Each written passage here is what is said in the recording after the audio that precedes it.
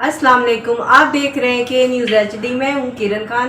چلتے ہیں آج کی اہم خبروں کی طرف۔ رخ کریں گے عارف والا کا۔ تھانہ قبولہ میں ریجنل پولیس آفیسر ایاز سلیم کا کھلی کچہری کا انعقاد۔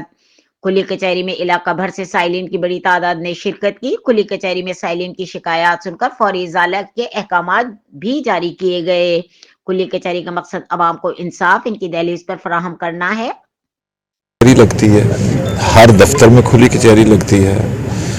گورنمنٹ کا، حکومت پنجاب کا، CM صاحبہ کا، سب کا یہ ویژن ہے کہ لوگوں کو انصاف دیا جائے، ان کی دہلیز پہ جا کے دیا جائے۔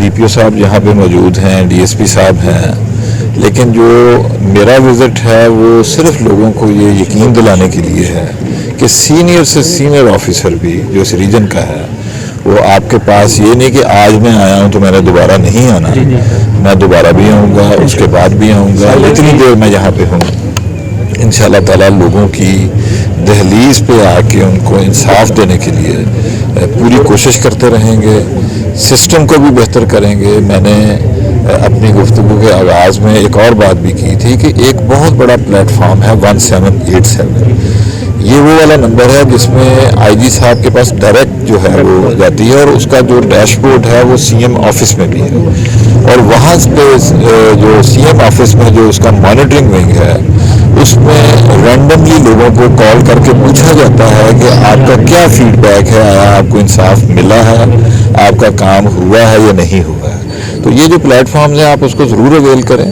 باقی جو کھلی کچہریاں ہیں یہ بھی ظاہر ہے کہ ایک پروسیس ہے لوگوں کو ملنے کا، لوگوں کے قریب آنے کا، اور اس طرح کی کھلی کچہریاں ہم لگاتے رہیں گے۔ Thank you.